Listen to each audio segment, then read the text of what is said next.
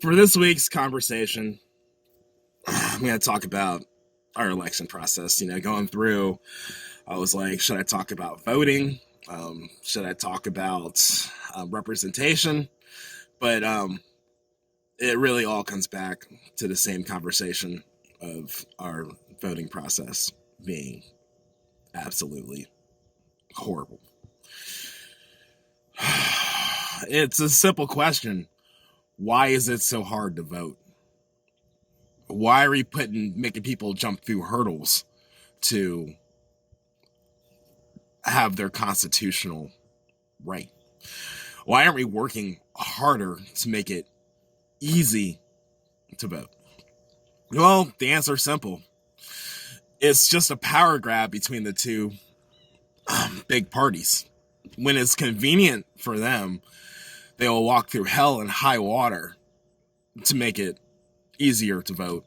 When it's not convenient for them, they will do everything they can to make sure that you have to work to vote. I mean, if you look at what's going on right now with early voting and the massive amount of people that are going out to vote early, you have to stop and ask yourself, why haven't we been doing this from the beginning? I mean, it's the same exact voting booths and process that you have an election day, so why not make it longer? And in some states, you can do it on the weekends.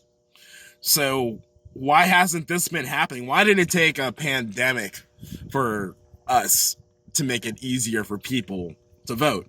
I'm not even making this about Democrats or Republicans. I'm just asking a simple, basic question. Why is it so difficult to vote? I mean, you look at absentee voting, and you've got people taking away places where people can safely drop off their ballots or be picked up and have their vote counted. This is counterproductive to me. I mean, our government is simple. You can fight over when we call it a republic or a democracy and all those little nuances, but it still comes down to people casting their vote and that vote going to someone who collects the most, and that person's supposed to represent all the people. They're not supposed to represent the people that voted for them. They're not supposed to represent a certain tribe of people. They're supposed to represent all the people. Their decisions affect everyone.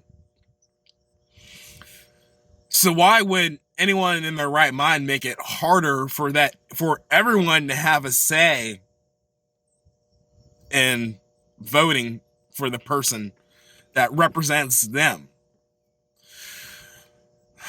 So the next step I need to talk about is gerrymandering. This is the most nonsensical thing I've ever seen in my entire life. It's simply kids who grab all the Legos because no one is telling them not to. That's what gerrymandering is.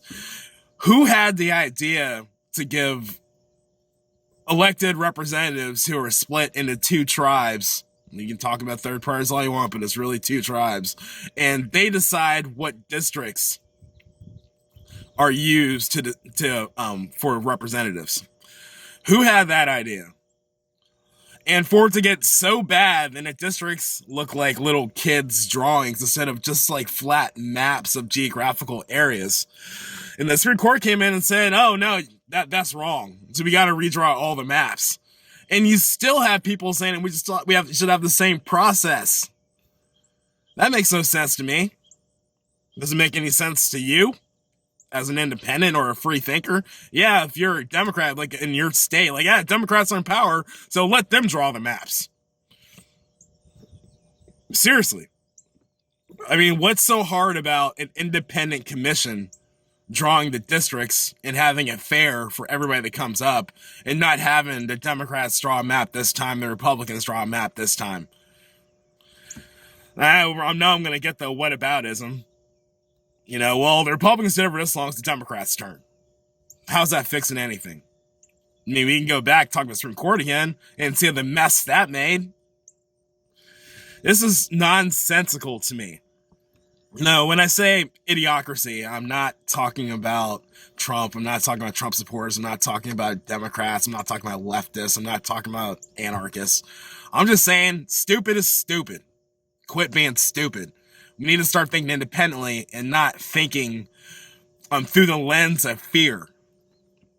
The lens of fear has just grown like a monster over and over and over and over again until it's something we can't control, like our deficit.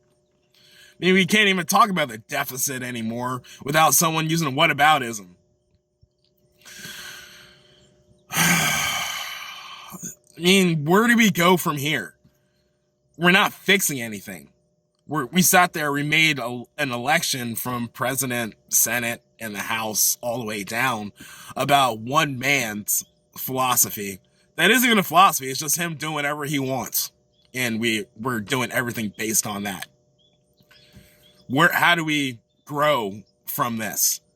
Who's going to bring it all together? I mean, how do we fix an election system where it takes so much money to run independently that it's not even worth doing? How do we fix that? I can tell you how to fix it. People will rise up and they stop playing the game. That's how we fix it. But do we want to stop playing the game? Absolutely not. We're too afraid to stop playing the game. We're too fueled by propaganda to stop playing the game. I mean, we can't even do something simple as saying that gerrymandering has caused all these problems where our representatives don't even represent us. We can't even think through that to say that, hey, if we had independent people drawing our districts, that would fix this problem. We can't even get to that point because we're so afraid of what the other side's going to do. It's already happened. The two-party system is a failure. Okay, I'm going to say it one more time slower. The two-party system is a failure. That doesn't mean that I'm saying that Democrats have it right. Doesn't mean I'm saying the Republicans have it right. I'm saying it's a failure. The money's a failure. The way we think is a failure.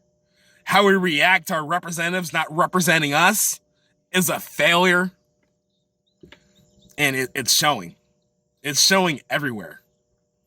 We are a country drunk with a credit card with no limit. And nobody cares.